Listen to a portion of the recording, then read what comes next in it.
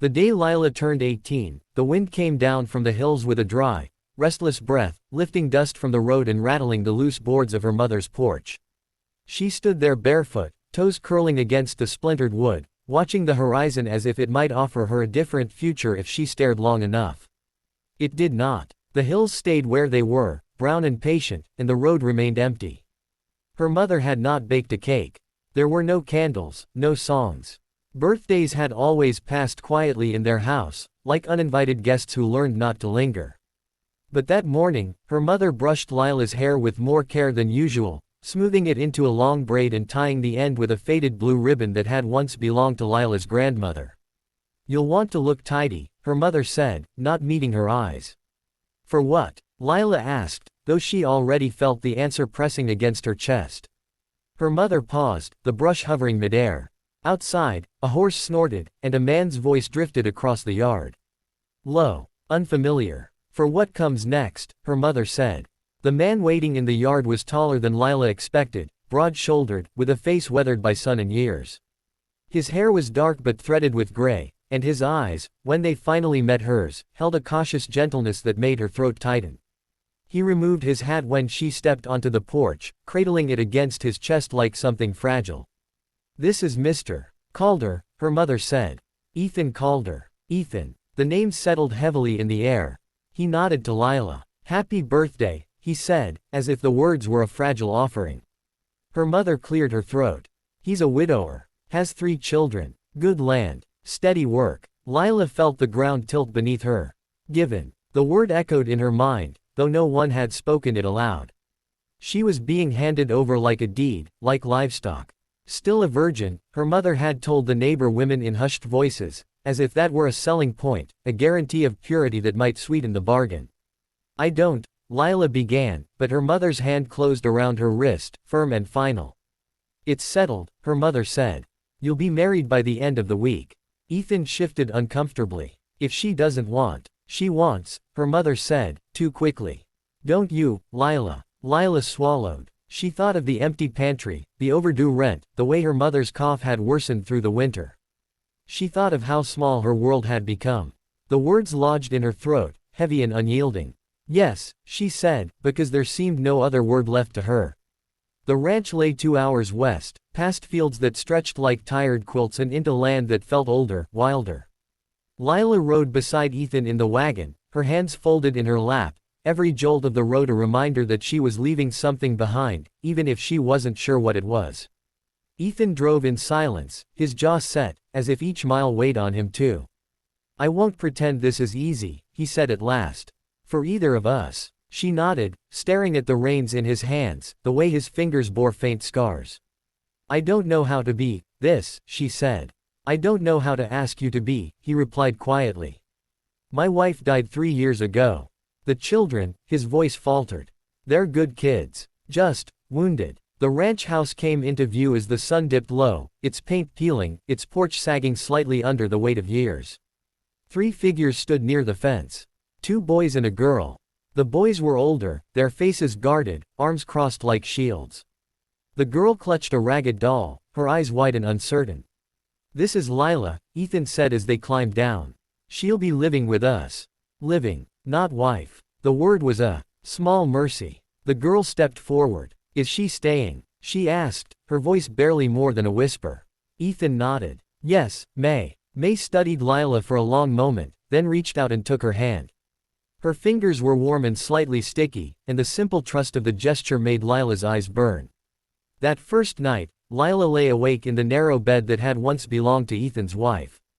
She could still sense another presence in the room, a lingering softness in the curtains, a faint scent of lavender. She felt like an intruder in a life half-lived, stepping into footprints that were not her own. Ethan slept in the room across the hall. He had insisted on it, his voice firm but kind. "There's no rush," he'd said. "We'll do this right." Days passed, then weeks. Lila learned the rhythms of the ranch, the early mornings and aching muscles, the quiet satisfaction of work done well. She learned the children's moods, the way Jacob, the eldest, retreated into silence when overwhelmed, the way Thomas masked his grief with mischief, the way May woke screaming some nights, calling for a mother who would never come. Lila became something she had never imagined herself to be. She bandaged scraped knees, read stories by lantern light, cooked meals that tasted of effort and care. She listened. She stayed. The town watched with narrowed eyes. Whispers followed her when she went to market. Too young, they said. Given away. Some looked at Ethan with suspicion, others with pity. Lila felt their judgments like stones in her pockets, heavy but manageable. One evening, a storm rolled in without warning, lightning tearing the sky apart. May woke screaming, her cries cutting through the thunder. Lila was at her side in moments, cradling the trembling child, whispering soft nonsense until the fear ebbed. She used to sing, May sobbed. Mama sang. Lila closed her eyes and sang, her voice unsteady at first, then stronger. It was a song her grandmother had taught her, about endurance and quiet hope. When May finally slept, Lila remained, her hand resting lightly on the child's chest, feeling the rise and fall of breath. Ethan stood in the doorway, unseen. He felt something shift inside him then, something he had not allowed himself to feel in years. The accident happened in late autumn. A spooked horse, a misstep, and Ethan was thrown hard against the corral fence. Lila heard the crack from the house, a sound that lodged itself deep in her bones. She ran, heart pounding, and found him crumpled on the ground, his face ashen. The doctor came and went, his verdict grim. Broken ribs. Internal injuries. Weeks, perhaps months, of recovery. Lila took over without question. She managed the ranch, negotiated with suppliers, rose before dawn and collapsed after dark. She felt fear coil in her stomach each time Ethan coughed, each time his breath came shallow and strained. She sat by his bed at night, listening, counting breaths, willing him to stay. One night, he woke to find her asleep in the chair, her head resting against the mattress, her hand curled loosely around his. The sight undid him. He realized then that what had begun as obligation had grown into something fierce and unexpected. When he was strong enough to sit up, he spoke. "You could have left," he said. "Anyone would have understood." She met his gaze, her eyes steady. "I didn't want to." The truth of it settled between them, quiet and profound. Winter came hard that year. Snow piled against the house, isolating them from the world. Inside, they found a fragile peace. Laughter returned, tentative at first, then freer. The children grew, changed, healed in small, uneven steps. The town's whispers faded, replaced by something like respect. They saw Lila's strength, Ethan's care. They saw a family forged not by transaction, but by choice.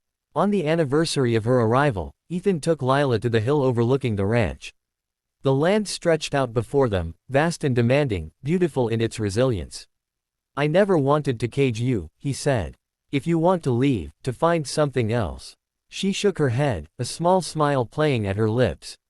"This is something else," she said. "This is more than I ever imagined." He reached for her hand, slow and deliberate, giving her every chance to pull away. She did not. Their fingers intertwined, a simple gesture heavy with promise. They were married quietly that spring, not because of a bargain struck years before, but because they chose each other, fully and freely. Lila stood in the sun, her heart steady, no longer the girl who watched the horizon for escape. She had found her place, not given, but claimed, built from patience, love, and the courage to grow into an unexpected life. What shocked them all was not the marriage, or the age, or the circumstances that had brought her there. It was the way she transformed what had been handed to her into something whole, something real. And in doing so, she transformed herself.